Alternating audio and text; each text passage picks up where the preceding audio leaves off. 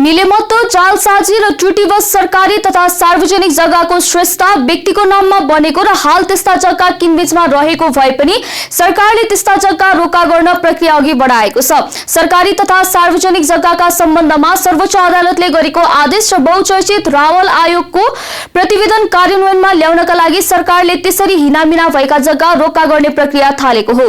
भूमि व्यवस्था, सहकारी, संघीय मामिला तथा सामान्य प्रशासन मन्त्रालयले भूमि व्यवस्थापन तथा अभिलेख विभाग र नापी विभागलाई पत्रचार गर्दै रावल आयोगको प्रतिवेदनमा समावेश अतिक्रमित जग्गा व्यक्तिका नाममा किनबेच, नामसारी वा अन्य कुनै माध्यमबाट हक हस्तान्तरण हुन नपाउने गरी रोका गर्न भन्दै मातहतका कार्यालयलाई लिखित रूपमा नै निर्देशन दिएपछि रोकाको प्रक्रिया अघि बढेको मालपोत कार्यालयका अधिकारीहरूले जानकारी गराएका छन्। गत जेठ 29 गते बसेको मन्त्री परिषदको बैठकले 31 वर्षदेखि अल्पत्र परेको रावल आयोगको प्रतिवेदन कार्यान्वयन गर्ने निर्णय गरेको थियो। मन्त्री परिषदको बैठकले निर्णय गरे लगतै सरकारी निकायले प्रतिवेदन कार्यान्वयन थालेका हुन्। भूमि व्यवस्था, सहकारी, संघीय मामिला तथा सामान्य प्रशासन मन्त्रालयले रावल आयोगको प्रतिवेदनमा उल्लेख भएका अतिक्रमित जग्गा रोका राख्न भूमि व्यवस्थापन तथा अभिलेख विभाग र नापी विभागलाई गत असार 1 गते नै पत्रचार गरेको थियो। मन्त्रालयले आयोगको प्रतिवेदन र सर्वोच्च अदालतको आदेश कार्यान्वयनका लागि सहज बनाउनका लागि नापी विभागका उपमहानिर्देशक कृष्ण प्रसाद सापकोटाको संयोजकत्वमा 8 सदस्यीय सहजीकरण समिति गठन गरी कामलाई तीव्रता दिएको जनाएको छ। मन्त्रालयका प्रवक्ता गणेश प्रसाद भट्टले रावल आयोगको प्रतिवेदनमा उल्लेख भएका अतिक्रमित सबै सरकारी तथा सार्वजनिक जग्गा कुनै पनि बेहोराले हक हस्तान्तरण हुन नपाउने गरी रोका गर्ने प्रक्रिया सुरु भइसकेको बताएका छन्।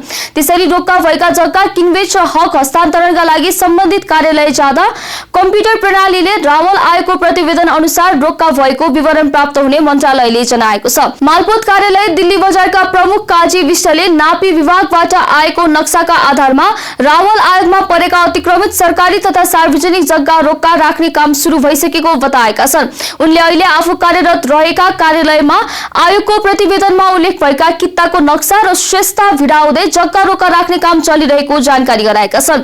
नापी विभागले दिएको विवरणका आधारमा अहिले काठमाडौँ महानगरपालिकाको वडा नम्बर 4, 8, 10 र 11 को जग्गा रोका राख्ने काम भइरहेको दिल्ली बजार मालपोत कार्यालयले जनाएको छ।